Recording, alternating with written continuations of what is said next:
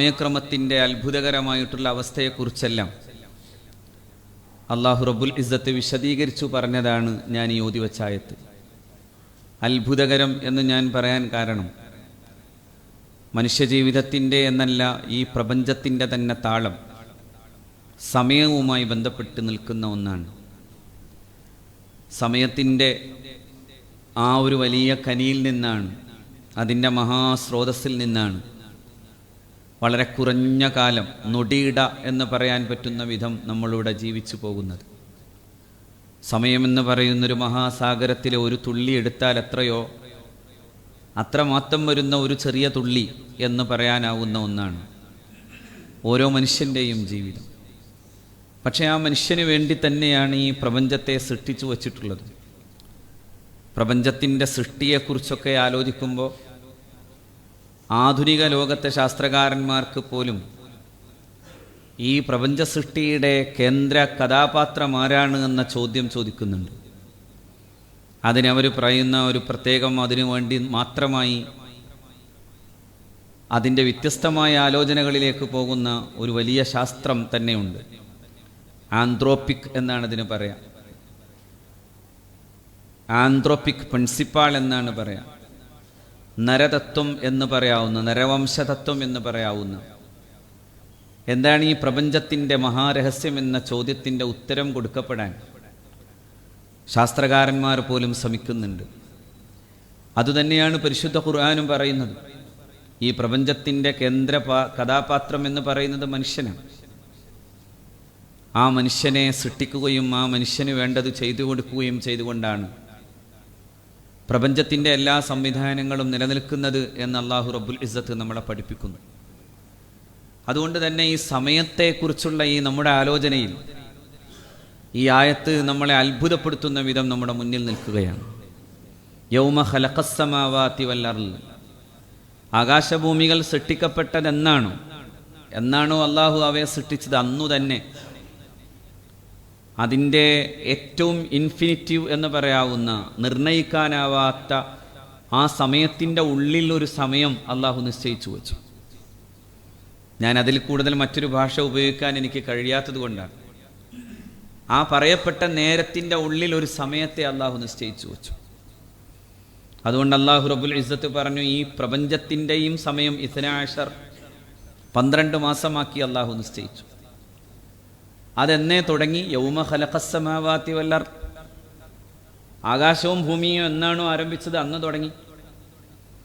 ഇങ്ങനെ ആകാശഭൂമികൾ സൃഷ്ടിക്കപ്പെടുന്ന സമയത്തു തന്നെ ഒരു സമയമുണ്ടെന്ന് പറഞ്ഞ ഒരുപക്ഷെ ലോകത്തെ ആദ്യത്തെ ഒരു ഗ്രന്ഥം പരിശുദ്ധ ഖുർആനാണ്. മറ്റെവിടെയും അങ്ങനെ പറയപ്പെട്ടിട്ടില്ല. പ്രപഞ്ചത്തിൻ്റെ സമയത്തെക്കുറിച്ച് പറഞ്ഞത് മാത്രമല്ലല്ലോ, ഞാൻ പലപ്പോഴും സൂചിപ്പിച്ച തന്നുപോലെ അള്ളാഹുവിൻ്റെ പ്രവാചകന്റെ ജീവിതത്തിലെ ഏറ്റവും മനോഹരമായൊരു നിമിഷത്തെക്കുറിച്ചൊരിക്കൽ ആയിഷ റളിയല്ലാഹു തആല അൻഹയോട് ഇബ്നു ഉമർ റളിയല്ലാഹു അൻഹു ചോദിക്കുന്നുണ്ട്. ഏറ്റവും മനോഹരമായ നിമിഷം ചോദിക്കുമ്പോൾ ആയിഷ വിതുമ്പി റളിയല്ലാഹു അൻഹ. എന്നിട്ട് പറഞ്ഞു, അള്ളാഹുവിൻ്റെ റസൂലിൻ്റെ ജീവിതത്തിൽ അത്ഭുതങ്ങളിൽ ഏത് അത്ഭുതത്തെക്കുറിച്ചാണ് ഞാൻ പറഞ്ഞു തരേണ്ടത്? എല്ലാം അത്ഭുതമല്ലേ? ആ ജീവിത മുഹൂർത്തങ്ങൾ എമ്പാടും അത്ഭുതമായിരിക്കെ. പക്ഷെ എന്നിട്ട് പറഞ്ഞു, ഒരിക്കൽ അള്ളാഹുവിൻ്റെ റസൂൽ സല്ലല്ലാഹു അലൈഹി വസല്ലം എൻ്റെ ദിവസമാണ്, എൻ്റെ രാത്രിയാണ് എന്ന് പറഞ്ഞാൽ ഓരോ പത്നിമാർക്കും നൽകപ്പെട്ടിട്ടുള്ള രാത്രികളിലെ എൻ്റെ രാത്രി, അന്നെൻ്റെ പുതപ്പിനുള്ളിലേക്ക് വന്നു കിടന്നു, എന്നെ അണച്ചു പിടിച്ചു, എന്നെ ആലിംഗനം ചെയ്തു, എന്നെ ചുംബിച്ചു. എന്നിട്ട് എന്നോട് പറഞ്ഞു, ആയിഷ, ഞാൻ നിന്നെ ഇഷ്ടപ്പെടുന്നു എന്ന്. എന്നിട്ട് ആ സ്നേഹത്തിൻ്റെ ആ പ്രകടനങ്ങളെല്ലാം കഴിയുമ്പോൾ പുണ്യനബി പറഞ്ഞു, ആയിഷ, എനിക്ക് ഈ രാത്രി മുഴുവനും ഒന്ന് അള്ളാഹുവിൻ്റെ മുമ്പിൽ സുജൂദിലായി കഴിയണമെന്നുണ്ടെന്ന്. എന്നിട്ട് ആയിഷ റളിയല്ലാഹു തആല അൻഹ പറയുന്നു, ആ രാത്രിയുടെ മനോഹാരിത ഞാനിങ്ങനെ ആസ്വദിക്കുകയായിരുന്നു, മറ്റൊന്നും കൊണ്ടല്ല. ഹബീബ് സല്ലല്ലാഹു അലൈഹി വസല്ലം നിരന്തരമായ നമസ്കാരത്തിലാണ്. അപ്പോൾ ആ സുജൂദിൻ്റെ തടം മുഴുവനും ഇങ്ങനെ അവിടുത്തെ പരിശുദ്ധമായ കണ്ണുനീര് കൊണ്ട് നനഞ്ഞു പോകാണ്.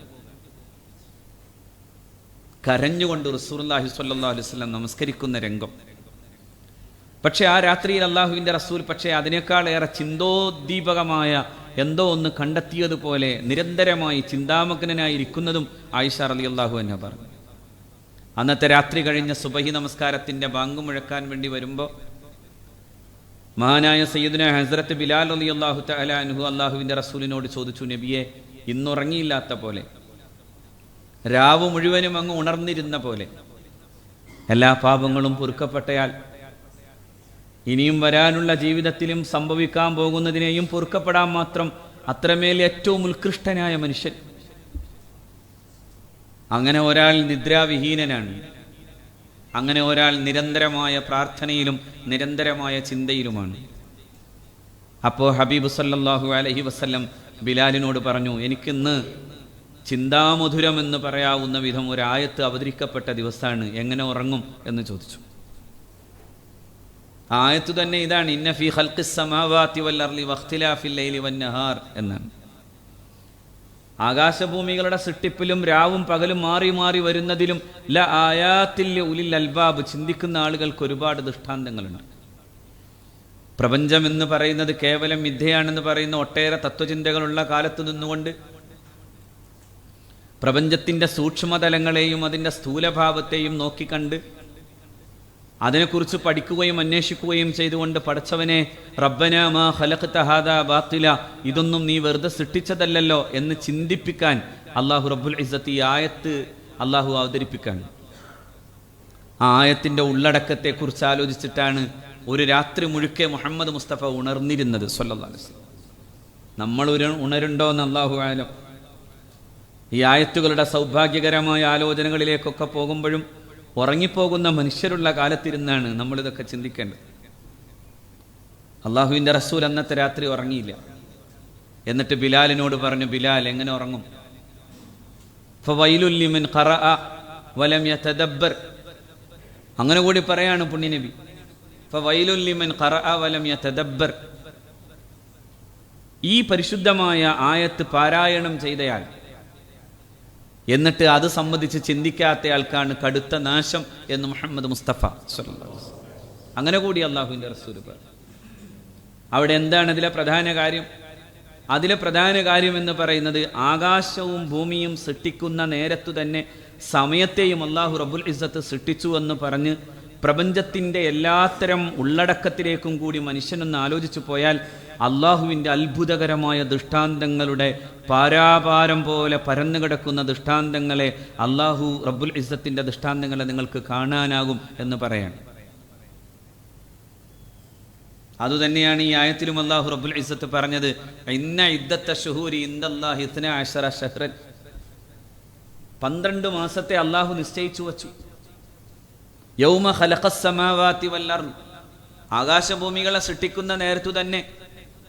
അപ്പൊ പ്രപഞ്ചത്തിന്റെ സൃഷ്ടിയും സമയവും തമ്മിലുള്ള അഭേദ്യമായ ബന്ധം നിങ്ങൾ ആലോചിച്ചു നോക്കൂ. കുട്ടികളെ, പടച്ചോനില്ല എന്നൊക്കെ പറയാൻ വേണ്ടിയിട്ട് ഏതോ 2 ബിരുദം കയ്യിൽ പിടിച്ചതിൻ്റെ പേരിൽ അങ്ങനെയൊക്കെ വലിയ കാര്യമായിട്ട് അതൊരു ഫാഷനായി കാണുന്നവർ ആലോചിക്കണം.